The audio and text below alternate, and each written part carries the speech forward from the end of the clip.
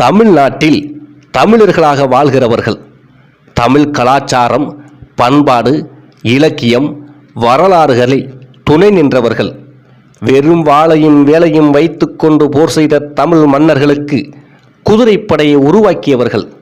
அதோடு மட்டுமல்லாமல் படை வீரர்களாகவும் படை தளபதிகளாகவும் கோலோச்சியவர்கள்.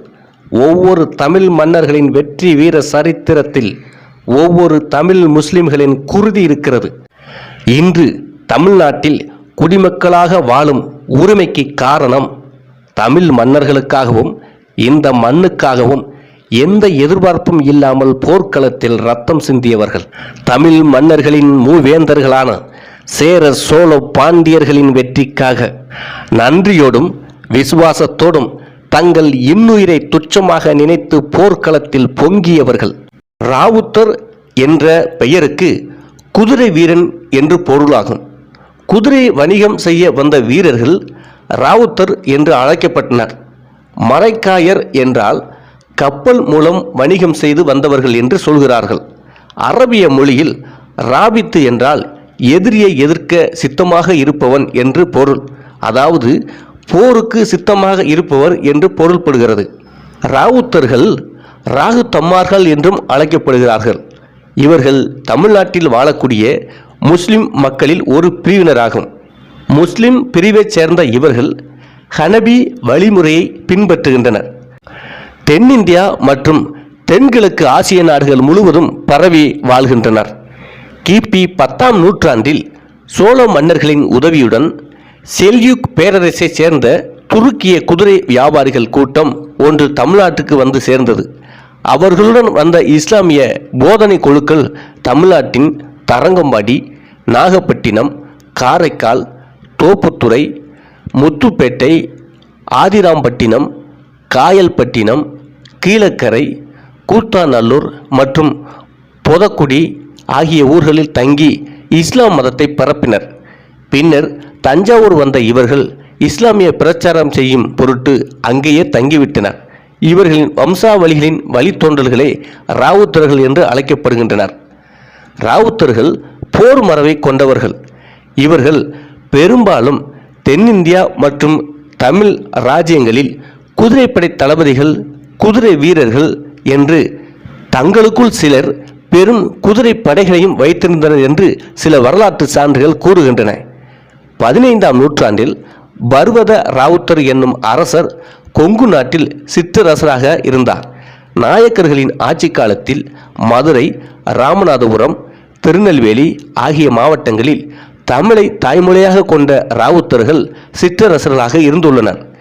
1730ஆம் ஆண்டுகளில் சேதுபதி மன்னரின் குமாரமுத்து விஜய ரகுநாத சேதுபதி மகன் கடம்பத்தேவரின் சிறந்த காவல் தலைமை தளபதியாக இருந்தவர் ராவுத்தன் சேர்வைக்காரர் என்பவர் ஆவார். ராவுத்தர் சமுதாயத்தினர் தமிழ் மொழியை மட்டுமே பேசுகின்றார்கள், உருது பேசுவதில்லை. இவர்களின் பெரும்பாலான பழக்க வழக்கங்கள், குறிப்பாக திருமணம் மற்றும் சுப விழாக்கள் இந்து மதத்தினரின் சாயலை பெரும்பாலும் கொண்டுள்ளதாக கூறுகிறார்கள். தற்போதும் இவர்கள் பெரும்பாலும் வணிகங்களிலே ஈடுபட்டுள்ளனர். இவர்கள் பேசும் தமிழில் ஓரிரு வார்த்தைகள் சிறிது வேறுபட்டுள்ளன. எடுத்துக்காட்டாக அப்பாவை அத்தா என்றும் குழம்பு ஆனம் என்றும் கூறப்படுகிறார்கள். இவர்கள் மற்ற தமிழ் முஸ்லிம் பிரிவுகளைப் போல் அல்லாமல் பெரும்பாலும் வெளிர் நிறத்திலே உள்ளனர். 10ஆம் நூற்றாண்டின் இறுதியில் இருந்து 11ஆம் நூற்றாண்டில் இறுதி வரைக்கும் சோழ பேரரசின் நெருக்கம் காரணமாக தென்னகத்திற்கும் அராபிய நாடுகளுக்கும் இடையே நிகழ்ந்த பண்டமாற்று அதுவரை இல்லாத அளவிற்கு விறுவிறுப்பை எட்டியது. அரேபிய பாரசீக நாட்டு குதிரைகள் அதில் பிரதான இறக்குமதியாக இருந்தது. கடைச்சங்க நூலான பட்டினப்பாலை, நீரின் வந்த நிமிர், பரிப்புறவி நிறைந்த பூம்புகார் துறையை சித்தரிக்கிறது. விழுமிய நாவாய் பெரு நீரச்சுணர் நனைந்தவே தேயத்து நன் கலனுமார் புணர்ந்துடன் கொணர்ந்த புறவியோ நினைத்தும் வைகரையோரும் வழி வழி சிறப்பு என்று மதுரை காஞ்சி புறவிகள் வந்த வழியை சிறப்பித்து சொல்கிறது. புறவி என்றால் குதிரை என்று அர்த்தம். தருகன் ஆண்மைய தாமரை நிறத்தன தகைசால் மறிவல்லான் குளம் புடையன் என்றும் பீலமா மயிலெரு தன்னை பெருவன புடையன மாலை மாறாட்ட தகத்தன வளரிங்கிளியே போது மேனியை என குதிரையின் அழகில் மனதை பறிகொடுத்து பாடுகிறார் சீவக சிந்தாமணி ஆசிரியர். குதிரைகள் தமிழ்நாட்டுக்கு புதுமையானது அல்ல. குதிரைகளின் வண்ணம், வடிவு, தன்மை ஆகிய இயல்புகளை கொண்டு அவைகளுக்கு பாடலம், கோடகம், இவுளி, வன்னி, பரி, கந்துகம், புரவி, கனவட்டம், துரகம், கர்க்கி, அச்சுவம், துரங்கம், யவனம், குரகதம், வையாளி என பல பெயர்கள் தமிழ் இலக்கியங்கள் சூட்டப்பட்டுள்ளன. இன்னும் அவைகளின் உட்கூறு இலக்கணங்களையும் வரையறுத்து பல நூல்களில் விரிவாக கூறப்பட்டுள்ளன. பரஞ்சோதி முனிவர் தமது பெருநூலான திருவிளையாடற் புராணத்தில் பல வகையான பரிகளையும் அவைகளின் இயல்புகளையும் அவைகள் எந்தெந்த நாடுகளை சார்ந்தவை என்பதையும் விவரமாக குறிப்பிடுவதுடன் யவனம் என்ற வகை புரவி மக்கத்தில் உள்ளவை என பாகுபடுத்தி பாடியுள்ளார். கடம்பர்களும் பல்லவர்களும் தங்களது ஆட்சியில் குதிரைகளை நம்பி இருந்ததாக பேராசிரியர் நீலகண்ட சாஸ்திரிகள் தனது நூலில் எழுதியுள்ளார். தொன்று தொட்டு தமிழ்நாட்டின் 4 வகை படைப்பகுப்பில் குதிரைப்படையும் ஒரு பிரிவாக இருந்து வந்துள்ளதை யாவரும் அறிவார்கள். 64 கலைகளில் குதிரை ஏற்றமும் ஒன்று இருந்தது. போரில் குதிரையின் மரத்தை, அதாவது வீரத்தை பற்றி பாடுவதற்கான துறையொன்று வகுக்கப்பட்டிருப்பதை புறப்பொருள் வெண்பாமாலை சுட்டுக்காட்டுகிறது. 10வது நூற்றாண்டில் சோழ பேரரசு பெருக்கத்திற்கு குதிரைகள் பெருமளவில் தேவைப்பட்டன. இந்த உண்மையை அந்த காலத்து இலக்கியங்களான கலிங்கத்துப்பரணி, குலோத்துங்க சோழன் பிள்ளைத்தமிழ், மூவருலா, முத்தொள்ளாயிரம் ஆகிய இலக்கியங்களில் சோழர்களின் வெற்றியுடன் குதிரைகள் பற்றிய புகழ்ச்சியும் புனைந்து ஆங்காங்கே குறிப்பிடப்பட்டுள்ளது. பாரசீக அரபு நாடுகளில் இருந்து சோழ நாட்டில் குதிரைகள் இறக்குமதி செய்யப்பட்ட பொழுது அரபிய முஸ்லிம்களும் தமிழகத்திற்கு உடன் வரவேண்டிய நிர்பந்தம் ஏற்பட்டது. தொடக்க காலத்தில் குதிரைகள் பெரும்பாலும் கொங்கண, கேரள கரை பட்டினங்களில் கரை இறக்கப்பட்டு கொங்கு நாட்டு வழியாக சோழ நாட்டிற்குள் கொண்டு வரப்பட்டன. இன்னும் கோழிக்கோடு நகரில் குதிரை வட்டம் என்ற பகுதியும் கோயம்புத்தூர் மாவட்டத்தில் குதிரை பாளையம் என்ற ஊரும் இருப்பது இங்கு நினைவு கூறத்தக்கது. இத்தகைய வணிகத்தில் ஈடுபட்டவர்களை குதிரை செட்டிகள் என கல்வெட்டுகளும் இலக்கியங்களும் குறிப்பிடுகின்றன. அரபு குடாநாட்டு குதிரைகளின் நடமாட்டமும் வணிகமும் பிற்கால பாண்டிய பேரரசு காலத்திலும் தொடர்ந்து விறுவிறுப்பாக நடைபெற்றிருக்கின்றன. ஆண்டுதோறும் 11,000 குதிரைகள் பாண்டிய நாட்டு பெருந்துறைகளான காயல்பட்டினம், தேவிப்பட்டினம் ஆகிய துறைகளில் கரை இறக்கப்பட்டன. அங்கிருந்து அவை முறையே நெல்லைக்கும் மதுரைக்கும் கொண்டு செல்லப்பட்டன. அந்த வழிகளில் ஒன்று இன்னும் முதுகுளத்தூர் வட்டாரத்தில் குதிரை வழிக்காடு என்று வழங்கப்படுகிறது. அந்த வழியை தொடர்ந்து திருச்செந்தூர், பரமன்குறிச்சியில் குதிரை வழிக்குளம் இருந்து வருவது ஆராயத்தக்கது. இத்தகைய குதிரைகளை பாண்டியனுக்காக பெற்றுவர சென்ற வாதாவூரர் திருப்பெருந்துறையில் திருப்பணி செய்து தீட்சை பெற்று மாணிக்க வாசகரான கதையை திரும்ப பெருந்துறை புராணம் கோட்டமிலா மாணிக்க வாசகர் முன் குதிரை ராவுத்தனாக இறைவன் வந்து நின்றதாக குறிப்பிடுகிறது. அந்த திருப்பெருந்துறையில் உள்ள ஆலயத்தின் முகப்பு மண்டபம் குதிரை வீரர் சிற்பங்களுடன் அமைக்கப்பட்டு இருப்பதுடன் ராவுத்தரும் மண்டபம் என வழங்கப்படுதலும் இதற்கு சான்றாக விளங்குகின்றது. மதுரை திருவிளையாடல் புராணத்தில் பரஞ்சோதி முனிவர் குதிரை வணிகராக வந்த கூடல் மாநகர இறைவனை இன்னெறி மன்னர் இனிமை கர்த்து ராவுத்தருக்கு நன்மைகூர் வரிசை தூசு நல்குமென்று எனவும் பெரும்பற்றை புலியூரார் துய்ய பேருல இருக்கெல்லாம் துளங்கிய ராவுத்த ராயன் என பாடுகின்றார். 15ஆம் நூற்றாண்டு காலங்களில் இருந்த இலக்கியங்களான கலிவெண்பாவிலும் கந்தர் அலங்காரத்திலும் அருணகிரிநாதர் தாம் வழிபடும் முருகவேளை சூர்கொன்ற ராவுத்தனே மாமயிலேர் ராவுத்தனே என குதிரை ராவுத்தனாகவே கற்பனை செய்து பாடியுள்ளார். பாரசீக குடா நாடுகளான கிஷ், ஹெர்முஸ், குரோஷான், காத்திப், லக்ஷா ஆகிய இடங்களிலிருந்து ஆண்டொன்றுக்கு 5000 முதல் 11,000 குதிரைகள் பாண்டிய பேரரசனால் இறக்கப்பட்டுள்ளன என்றும் ஒவ்வொரு குதிரைக்கும் 220 தினார் வழங்கப்பட்டது என்றும் வரலாற்று ஆசிரியர் வர்சாப் என்பவர் கூறுகின்றார். இவைகளில் பாரசீக நாட்டிலிருந்து வரப்பெற்ற குதிரைகள் வரி என்றும், துருக்கி நாட்டு குதிரைகள் துரகம் என்றும், மத்திய ஆசியா கொராசான் பகுதிகள் குதிரைகள் கோரம் என்றும் அழைக்கப்பட்டிருக்கின்றன.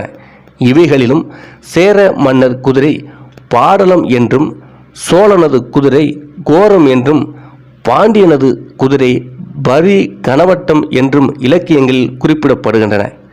கோரத்து கொப்போ கனவட்டம் அம்மானை என்பது கவியரசர் ஒட்டக்கூத்தர் குதிரை பற்றி பாடியதாகும். அரபு நாட்டு குதிரைகள் 14ஆம் நூற்றாண்டில் தமிழகம் வருதல் பற்றி குறிப்பிடுகிறது. குதிரையை குறிக்கும் பரி என்ற சொல் ஃபார் என்ற பாரசீக சொல்தான். இந்த திசை சொற்களை ஒட்டி குதிரை சம்பந்தமான சேனம், லகான், சவுக்கு, சவாரி என்ற பாரசீக சொற்கள் தமிழில் கலந்து தமிழாகவே வழக்கில் உள்ளன. இன்னும் கடிவாளம், முக்கணி என்பன இதற்கு தொடர்புடைய தமிழ் வழக்குகளாகும். அரபு நாட்டு குதிரைகளும் அரபியரும் பெரும் மரக்கலங்களில் தமது கடற்படைக்கு வந்து சேரும் நிகழ்ச்சியை வண்ண ஒளிமயமாக திருப்படை மருதூர் கோபுர தளத்தில் தீட்டப்பட்டுள்ளது. இந்த ஓவியத்தை உற்று நோக்கிய பின் இந்த பாடலை படித்து பார்க்கலாம். இருங்களி செருளின் தீம்புலி வெள்ளுப்பு, பரந்தோங்கு வரைப்பின் வண்ணத் திமிலர். இருங்குழி செருளின் தீம்புலி வெளுப்பு, பரந்தோங்கு வரைப்பின் வண்ணகத் திமிலர். கொழுமின் குறுகிய துடிக்கற்றுணியில், கொழுமின் குறுகிய துடிக்கற்றுணியல், விழுமிய நாவாய் பெருநீரச் சுனர். நனந்தலை தேயத்து நன்கல நுய்யுமார், புணர்ந்துடன் கொணர்ந்த புறவியோடனத்தும். இதனை ஒருமுறை மீண்டும் படித்துவிட்டு ஓவியத்தை உற்று நோக்கினால் இந்த பாடலை அப்படியே தூரிகையால் தீட்டப்பட்டுள்ளது போன்று தெரிய வரும். இந்த ஓவியம் 14ஆம் நூற்றாண்டை சேர்ந்ததாகும். இந்த குதிரை வணிகம் இரு நாடுகளின் உறவு நிலையில் ஒரு புதிய திருப்பத்தை ஏற்படுத்தியதுடன் தமிழகத்தில் பல்லாயிரம் அரபிய இஸ்லாமியர்கள் வந்து தங்குவதற்கான பொன்னான வாய்ப்பும் வாழ்க்கை நிலைமையும் உதவின. தமிழ் மண்ணில் வந்து இறங்கிய அரபிய குதிரைகளை பழக்கி தமிழ்நாட்டு முறையில் பயிற்சி அளித்து வருவதற்கும், அவைகளுக்கு ஏற்ற உணவு வகைகளை கொடுத்து பராமரிக்கவும், வைத்திய உதவி வழங்கவும் அரபிகளது பணி தேவைப்பட்டது. குதிரை வளர்ப்பில் பழக்கமும் திறமையும் மிக்கவர்கள் அன்றைய தமிழகத்தில் அரிதாக இருந்தனர். 15ஆம் நூற்றாண்டு வரை தொடர்ந்த இந்த வணிகத்தை பற்றி பல வரலாற்று ஆசிரியர்கள் விவரமாக எழுதியுள்ளனர். இந்த நூற்றாண்டு இறுதியில் பாரசீக நாட்டில் இருந்து குதிரை வியாபாரிகளாக வந்த சுல்தான் குலி என்பவர் கிபி 1518ஆம் ஆண்டு ஹைதராபாத் சமஸ்தானத்தில் குதுப் ஷா உரி பரம்பரை ஏற்படுத்தியவர் என்பது குறிப்பிடத்தக்கது. அத்துடன் இந்த குதிரை வணிகத்தால் தமிழ்நாட்டு அரசு வருவாய் இனங்களில் 3 புதிய இனங்கள் ஏற்பட்டன. அவை குதிரை வரி, குதிரை காணிக்கை, குதிரை பந்தி என்பவையாகும். பாண்டியர்களது ஆட்சியின் முடிவு வரை அமுலில் இருந்ததை பல கல்வெட்டுக்களில் இருந்தும் செப்பேடுகளில் இருந்தும் தெரிந்து கொள்ள முடிகிறது. மற்றும் நாயக்கர்களது ஆட்சியின் பொழுது குதிரை கொடை என்ற சிறப்பும் வழக்கில் இருந்தது. இந்த விதம் ஒரு காலகட்டத்தில் தமிழக அரசியலில் பிரதான அங்கமான அரபு நாட்டு குதிரைகள் விளங்கியதுடன் அதனை கொணர்ந்து பழக்கி பேணி தமிழ் மன்னர்களுக்கு படைப்பட செய்து அரபியர்கள் ராவுத்தர்கள் என பெயர் பெற்றதும் தமிழர்களுடன் மன உறவு கொண்டு தமிழ் குடிமக்களாகவே மாறிவிட்டது நமது வரலாற்றின் சிறப்பான அம்சமாகும். தொன்மை காலங்களில் தமிழக இஸ்லாமிய அரபிகளுக்கு இந்த சிறப்பு பெயர் வழங்கப்பட்டது. நாளடைவில் குதிரை வணிகம் மட்டுமல்லாமல் அரசு சேவையில் குதிரை வீரர்களாகவும் குதிரை அணியின் தளபதியாக விளங்கியவர்களை குறிக்கவும் இந்த சொல் பயன்படுத்தப்பட்டுள்ளது. திருப்பெருந்துறையில் குதிரை வணிகராக வந்து தனது துயர்களை இறைவனை துய்ய பேருலகிற்கெல்லாம் துலங்கிய ராவுத்த ராயன் என வாயார வாழ்த்துகிறார் வாதவூர் அடிகள். ராமப்பையன் அம்மானை குதிரை அணி தளபதியை ராவுத்த கர்த்தன் என குறிப்பிடுகிறது. ராவுத்த ராயன், ராவுத்த கர்த்தன் என்ற வழக்குகளும் இஸ்லாமிய தமிழர்களை குறிக்கும் சொற்களாகும். இந்த சொற்களுக்கான வேர் எந்த மொழியில் ஒட்டியுள்ளது என்பதற்கு ராபித்து என்ற அரபி சொல் தமிழில் விகாரமடைந்து ராவுத்த என்ற வழக்கு பெற்று இருப்பதாக சிலர் கருதுகின்றனர். எதிரியை எதிர்க்க சித்தமாக இருப்பவன் என்பதே ராவித்துல். தமிழில் மட்டுமல்லாமல் ராவுத்தர் தெலுங்கு மொழியிலும் ராவுத் என சற்று குறுகலான வடிவில் வழக்கில் இருந்து வருகிறது. குதிரை வீரன் என்ற பொருளில் இம்மாடி ரகுத்தராயன், ராகுத்தராயன், சிப்பக்க நாயக்கன், சிங்கப்ப நாயக்கன் போன்ற தெலுங்கு மன்னருடைய பெயர்கள் திருப்பதி, திருமலை கல்வெட்டுக்களில் காணப்படுகிறது. ஈரோடு கல்வெட்டு ஒன்று தெலுங்கு ஆளுநரான பர்வத ராகுத்தன் என்பவரை குறிக்கிறது. ராஜராஜ சோழனது விருதுகளில் ராகுத்த மிண்டன் என்ற சொல் வழங்கி வந்துள்ளது. வட ஆற்காடு மாவட்டம் காவிரிப்பக்கம் கல்வெட்டுக்களில் கிபி 1509 சிங்கைய ராவுத்தன் தங்கள் என்ற கிராமமும் கிபி 1530 காமாட்சி ராவுத்தன் தங்கள் என்ற கிராமமும் குறிப்பிடப்பட்டுள்ளன. சேலம் மாவட்டம் ஆரக்கலூர் கல்வெட்டு ஒன்றில் ஹொய்சாலா ராமதேவரது 13வது ஆட்சியாண்டில் நாட்டமங்கலம் என்ற கிராமம் ராகுத்தராயன் இறையிலி தேவதானமாக வழங்கப்பட்ட செய்தி குறிப்பிடப்பட்டுள்ளது. மதுரை சொக்கேசர் ஆலய திருப்பணி செய்தவர்கள் திம்மு ராவுத்தர் என்பவர் குறிப்பிடப்படுகிறார். இவரது காலம் கிபி 1564 என்றும் தெரிய வருகிறது. அவரை தண்டமில் கச்சி வளம்பதி வாழுஞ்செதுரன் என்றும் தீண்டருங்கீர்த்தி மிக்க சிவப்பையன் திம்மு ராவுத்தனே என்றும் புகழ்ந்து திருப்பணி மாலையில் உள்ள தொடர்கள் கூறுகின்றது. பெரும்பாலான முஸ்லிம்கள் இன்றும் ராவுத்தர் என்ற விகுதியை தங்கள் பெயருடன் சேர்த்து கொள்வது போல தமிழ்நாட்டில் உள்ள தெலுங்கு மொழி பேசும் நாயக்கர்கள் சிலர் ஒரு பிரிவினர் தங்கள் பெயருடன் ரவத் என்ற பெயரையும் இணைத்து கொள்கின்றனர். தென்னகத்தில் நிலவும் சாதிகளையும் குடிகளையும் முழுமையாக ஆய்வு செய்து பல தொகுதிகளாக நமது ஆய்வினை வெளியிட்டுள்ள ஆசிரியர் எட்கர் தர்ஸ்டன், ராவுத்தர் என்பவர்கள் இஸ்லாமிய மக்களான லெப்பை, மரக்காயர் மற்றும் சோனகர் பயன்படுத்தும் விருது பெயர் என்றே குறிப்பிட்டுள்ளார். பிற்கால இலக்கியமான பிரபந்த திரட்டு தமிழகத்தில் வசித்து வரும் பல்வேறு ஜாதிகளில் ராவுத்தரும் ஒரு பிரிவினர் என தொகுத்துள்ளது. தங்களது தொன்மையை இந்த விதம் நினைவுகூறும் வகையில் தமிழக ராவுத்தர் இன்னும் மணவிழாக்களின் பொழுது மணமகனை தங்களது நன்கு அலங்கரித்து குதிரை மீறி ஏற்றி வைத்து மணமகள் இல்லத்திற்கு அழைத்து செல்லும் வழக்கம் உடையவர்களாக இருக்கின்றனர். இந்த பழக்க வழக்கம் தமிழக இஸ்லாமியர்களிடையே 400 ஆண்டுகளுக்கு முன்னரும் இருந்து வந்தது என்பதை பெரும் புலவர் உமரு அவர்கள் பாடல்களில் இருந்து புலப்படுகிறது. இறை மறையை வெளிப்படுத்தி இஸ்லாத்தை பரப்பிய ஏந்தல் நபி நாயகம் அவர்களது வாழ்க்கையை விவரிக்கும் சீரா புராண காவியம் தமிழ்நாட்டில் இயற்கை பின்னணி, பழக்க வழக்கங்கள், மரபுகள் ஆகியவை உள்ளடக்கியதாக புனையப்பட்டு உள்ளது. மணமகனாகிய முகமது நபி அவர்கள் மணக்கோலத்துடன் பரியில் அமர்ந்து பவனியாக மணமகள் இல்லம் சென்றதை தாவிய பரி மேற்சேனை தளத்தொடும் வீதி வாயின் மேவிய வள்ளலார்தம் மெய்யிலில் நோக்கி கடுநடை புறவி மேலாய் கவிகையும் மாநிலற்ற வந்த வடிவிடை முகமதியின் தன் வனப்பவளால் பவனப்புமில்லை திரையின்றி பிறந்த மொழியார் செலுமணி தீபங்களேந்த இருபுற நெருங்கி ஆயினின் நீர் சுழற்ற வெண்ணில ஆழத்தி எடுப்ப பாவியின் மறையில் குறவையின் சிறப்ப பரியை விரட்டுங்க என்றே அவர் பாடியுள்ளார். பாய் பரியினரான இஸ்லாமியரை போன்று தமிழகத்தில் நகரத்தார் நாட்டுக்கோட்டையார் என்று சிறப்புடன் அழைக்கப்படுகின்ற செட்டி மக்களது மனவினையில் அது ஒரு அங்கமாக இருக்கிறது. இவிழி மீது மணமகன் இவர்ந்த மணமகள் இல்லம் சென்று மணவினை மேற்கொள்வது இன்றளவும் இருந்து வருவது குறிப்பிடத்தக்கது. அத்துடன் இந்திய நாட்டின் பிற மாநிலங்களான காஷ்மீர், ராஜஸ்தான், பஞ்சாப், உத்தரப்பிரதேசம், மத்திய பிரதேசம் ஆகிய மாநிலங்களில் உள்ள மக்களிடமும் இந்த பழக்க வழக்கம் இருந்து வருகிறது. இதனை அங்கு பராத் என அழைக்கின்றார்கள். இன்னும் விஞ்ஞானத்தில் மிக மிக வளர்ச்சியுற்ற சோவியத் யூனியனில் கூட, கஜகிஸ்தான் போன்ற நாடுகளில் கூட மணமகன் மணமகளை தனது குதிரையில் ஏற்றிக்கொண்டு ஊர்களையும் தெருக்களையும் சுற்றி வருவதை காண முடிகிறது. மணவினை பதிவு அலுவலகத்துக்கு செல்வது இன்றளவு வழக்கமாக இருந்து வருகிறது. தமிழகத்தில் அரபி குதிரைகளுடன் வந்து தங்கி நிலைத்த தமிழக இஸ்லாமியரான ராவுத்தர்களது உறைவிடம் ராவுத்தர் என்ற விகுதியுடன் பல ஊர்கள் அமைந்துள்ளன.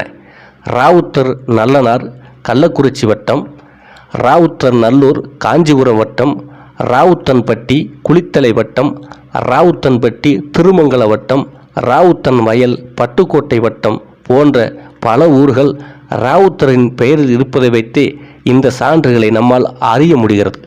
ராவுத்தர் பாளையம் திருநெல்வேலி வட்டம், ராவுத்தர் ராயபு தர்கா அறந்தாங்கி வட்டம், ராவுத்தர் ராயன் குப்பம் திருக்கோயிலூர் வட்டம், ராவுத்தர் ராய நல்லூர் ஈரோடு வட்டம் போன்ற இடங்களில் இருப்பதை வைத்தே தமிழ்நாடு முழுவதும் ராவுத்தர் சமூகம் பரவி வாழ்ந்திருக்கிறது என்று வரலாற்று சான்றுகளால் அறிய முடிகிறது.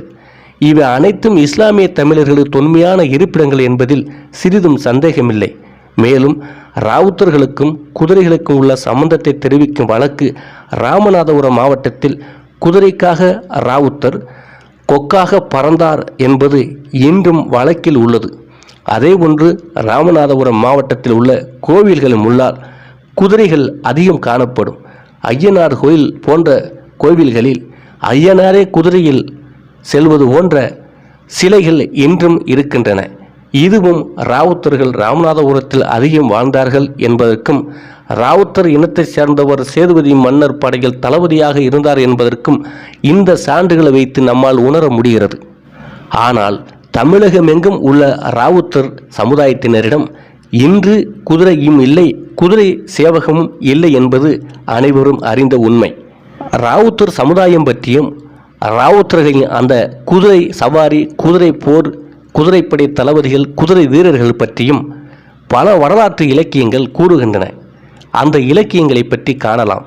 உருத்திரங்கண்ணனார் பட்டினப்பாலை, மதுரை காஞ்சி, திருத்தக்கத்தேவர் சீவக சிந்தாமணி, கமால் டாக்டர் எஸ்.எம். ராமநாதபுரம் மாவட்ட வரலாற்று குறிப்புகள், திருவாதவூர் திருப்பெருந்துறை புராணம், பரஞ்சோதி முனிவர் எழுதிய திருவிளையாடற் புராணம், பெரும்பற்ற புலிவர் நம்பி எழுதிய திருவாலவுடையார் திருவிளையாடல் புராணம் போன்ற இலக்கிய நூல்களும், அருணகிரிநாதர் எழுதிய கந்தர் அலங்காரம் போன்ற நூல்களும், ராமையன் அம்மானை, கோபிச்செட்டிப்பாளையம், விஜயமங்கலம், காவேரிப்பாக்கம், ஆரகளிர், மதுரை திருப்பணி மாலை, பிரபந்த திரட்டு, உமர புலவர் எழுதிய சீரா புராணம், மணம்புரி படலம் பாடல்கள் போன்ற வரலாற்று இலக்கிய சான்றுகள் ராவுத்தர்களின் சமுதாயம் பற்றியும், ராவுத்தர்களும் தமிழர்களும் எவ்வாறு வாழ்ந்தார்கள் வளர்ந்தார்கள் என்பது பற்றியும் தெளிவாக கூறப்பட்டுள்ளது. இந்த வரலாற்று சான்றுகளையும் இலக்கிய சான்றுகளையும் வைத்து பார்க்கிற போது தமிழுக்கும் தமிழர்களுக்கும் சோழர்களுக்கும் சேர மன்னர்களுக்கும் பாண்டிய மன்னர்களுக்கும் ராவுத்தர்கள் பல வகைகளில் உதவியாக இருந்திருக்கிறார்கள். குதிரைப்படையை தங்கள் ராஜ்யத்தில் சோழர்களும் பாண்டியர்களும் சேர மன்னர்களும் குதிரைப்படையை கட்டமைத்த அந்நிய சக்திகளை அழிக்க ராவுத்தர்கள் துணை புரிந்தார்கள் என்பது இதன் மூலம் அறிய முடிகிறது. தமிழ் மன்னர்களின் வீர வரலாற்றில் ராவுத்தர் என்னும் முஸ்லிம் சமுதாயத்தின் குருதியும் இருக்கிறது என்பது வரலாறு.